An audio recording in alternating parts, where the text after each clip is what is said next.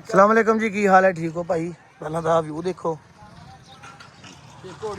आ घोड़ियां आ भाई साडे एक्सपर्ट है जानवरों दे ते आ पिया भाई साडा ते आ भाई अज दी आ वीडियो दे ना मेहमाने खसूसी है ते अरे भाई अली भाई भाई गल ये है अज तो ना कोई 20 साल पहले तकरीबन ना ऑलमोस्ट लॉन्ग टाइम हो गया बहुत पुरानी गल है। मतलब आ जी थोड़ा रेल पे नज़र आ रही है ना बिल्डिंग बुल्डिंग उस वक्त कुछ भी नहीं सीगा ते असीं रहने होंदे सी अपने पिंड पक्खर।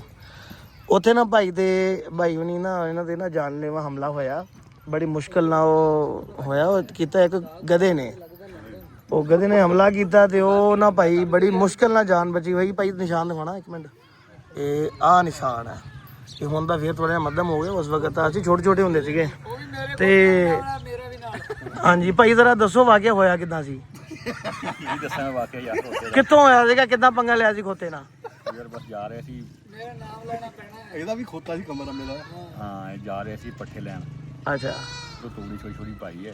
ਤੁਸੀਂ ਛੇੜਿਆ ਸੀ ਉਹਨੂੰ? ਮੈਂ ਛੇੜਿਆ ਨਹੀਂ ਸੀ ਹੈਗਾ, ਮੈਂ ਉਹਨੂੰ ਫੜਨ ਲੱਗਿਆ ਸੀ। अच्छा ਉਹਦੀ ਫੜਨ ਲੱਗਿਆ ਲਗਾਮ, ਉਹਨੇ ਮੈਨੂੰ ਲਗਾਮ ਦੇ ਨਾਲ ਹੀ ਮੇਰੇ ਮੂੰਹ ਪਾ ਲਿਆ, वहां फड़ ली। ਬਾਂਹ ਫੜ ਲਈ। ਪਰ ਬੜੀ ਮੁਸ਼ਕਲ ਨਾਲ ਛਡਾਇਆ ਸੀ ਜੀ ਬਾਬਾ ਜੀ ਨੇ ਮੇਰੇ ਨੇ।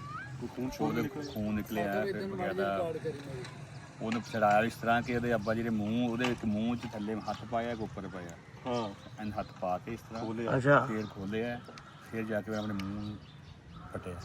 यानी टेक्निकल तरीके नाल मुंह पट्टिया ਸੋਟੀਆਂ ਮਾਰੀਆਂ ਉਹਦੇ ਨਾਲ, ਫਿਰ ਨਹੀਂ ਸੈੱਟ ਹੋਇਆ ਕੰਮ। ਦੇਖ ਲਾ ਤੇ ਕਿੰਨੀ ਕੁ ਦੇਰ ਬਾਅਦ ਤੁਸੀਂ ਹਸਪਤਾਲ ਪਹੁੰਚੇ ਸੀ ਉਤੋਂ? ਉੱਥੋਂ ਭਾਈ ਫਿਰ ਪੈਦਲ ਆਏ ਥੋੜੀ ਦੇਰ, ਪੈਦਲ ਹੋਣ ਤੋਂ ਬਾਅਦ ਫਿਰ ਰੇੜੀ ਲਈ ਕੋਤਾ ਦੇ ਦੂਸਰੀ ਜਿਹੜੀ ਹੁੰਦੀ ਹੈ ਬੈਲ ਰੇੜੀ, ਜਿਹੜੀ ਹਾਂ ਹਾਂ ਬੈਲ ਰੇੜੀ ਲੈ ਕੇ ਉਹਦੇ ਤੇ ਲੰਬਾ ਪਾ ਕੇ ਤਕਰੀਬਨ ਕੋਈ 2 ਕਿਲੋਮੀਟਰ ਹਾਂ ਬੈਲ ਰੇੜੀ ਤੇ ਗਿਆ। ਦਰਦ ਸ਼ੁਰੂ ਹੋਇਆ, ਫਿਰ ਇੱਕ ਉਸ ਤੋਂ ਬਾਅਦ ਕੀ ਚੱਕ ਕੀ ਚੱਕ ਉੱਥੋਂ ਫਿਰ ਇੱਕ ਗੱਡੀ ਲਈ ਕਿਸੇ ਦੋਸਤ ਦੀ, ਉਹਦੇ 'ਚ ਬੈਠ ਕੇ ਲੰਬਾ ਪਿਆ ਲਾ ਕੇ ਜਾ ਕੇ ਫਿਰ ਦਰਿਆ ਖਾਨ ਗਿਆ।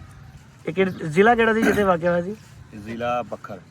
ਜ਼ਿਲ੍ਹਾ ਬੱਖਰ, ਯਾਨੀ ਇੱਥੇ ਜਿੱਥੇ ਆਪਾਂ ਫੈਸਲਾਬਾਦ ਬੈਠੇ ਆ ਇੱਥੋਂ ਤਕਰੀਬਨ 250 ਕਿਲੋਮੀਟਰ 250 ਕਿਲੋਮੀਟਰ ਦੂਰ ਦੀ ਗੱਲ। 250 ਕਿਲੋਮੀਟਰ। ਅੱਛਾ ਉਹ ਜਿਹੜਾ ਖੋਤਾ ਸੀਗਾ ਨਾ, ਖੋਤੇ ਦਾ ਮਾਲਕ ਵੀ ਬੈਠਾ ਹੈ। ਆਓ ਜੀ ਆ ਆ ਮਾਲਕ ਹੈ ਜੀ ਖੋਤੇ ਦਾ। ਇੱਥੋਂ ਆਵਾਜ਼ ਆਜੂ ਮੇਰੀ। ਆਜੂ ਆਜੂ। ਇਹ ਜੀ ਜਿਸ ਤੋਂ ਮੈਂ ਖੋਤਾ ਲਿਆ ਸੀ ਨਾ, ਉਹ ਕਹਿੰਦਾ ਜੀ ਬੜਾ ਜਾਨ ਲੈਵਾ ਖੋਤਾ। ਮੈਂ ਕਿਹਾ ਤੂੰ ਮੈਨੂੰ ਵੇਚ ਇਹਨੂੰ, ਮੈਨੂੰ ਸ਼ੌਕ ਆ ਜਾਨ ਲੈਵੇ ਖੋਤਿਆਂ ਦਾ, ਜਾਨਵਰਾਂ ਦਾ। ਮੈਂ ਇਹ ਜਿਹੇ ਜਾਨਵਰ ਬੜੇ ਸਿੱਧੇ ਕੀਤੇ ਹੋਏ ਆ। ਮੈਨੂੰ ਉਹਨੇ ਕਦੇ ਕੁਛ ਨਹੀਂ ਕਿਹਾ ਸੀ, ਮੈਨੂੰ ਦੇਖ ਕੇ ਤਾਂ ਉਹ ਅੱਖਾਂ ਬੰਦ ਕਰਦਾ ਸੀ। ਉਹ ਜਦੋਂ ਦੂਸਰੇ ਨੂੰ ਦੇਖਦਾ ਉਹ ਜ਼ਰੂਰ ਉਹਨੂੰ ਵੱਢਦਾ ਸੀ। ਬਹੁਤ ਖਤਰਨਾਕ ਖੋਤਾ ਸੀ ਉਹ।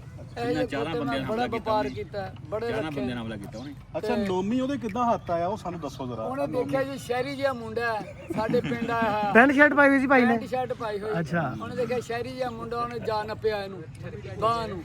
ਮੰਮੀ ਡੈਡੀ ਵਿਚਾਰਾ ਰੋਂਦਾ ਹੀ ਜਾਵੇ, ਖੂਨ ਨਿਕਲੇ ਹਾਏ ਤੇ ਉਹਨੂੰ ਲੱਭੇ ਨਾ ਸਵਾਰੀ ਕੋਈ ਸ਼ਹਿਰ ਨੂੰ ਜਾਣ ਨੂੰ। ਬਹੁਤ ਔਖਾ ਪਹੁੰਚਿਆ ਜੀ, ਮਸਾਂ ਹੀ ਅੱਲਾ ਨੇ ਬਚਾ ਇਲਾਜ ਹੋ ਗਿਆ, ਮੁੜ ਕੇ ਗਿਆ ਨਹੀਂ ਨੇੜੇ, ਦੁਬਾਰਾ ਗਿਆ ਹੀ ਨਹੀਂ ਉਧਰ ਨੂੰ। ਫਿਰ ਆਉਂਦਾ ਠੰਡਾ। ਸ਼ੌਕ ਹੀ ਖਤਮ ਹੋ ਗਿਆ। ਉਸ ਤੋਂ ਬਾਅਦ ਇਹ ਹੋਇਆ ਭਾਈ ਉਹਨਾਂ ਨੇ ਨਾ ਇਲਾਕਾ ਛੱਡਿਆ।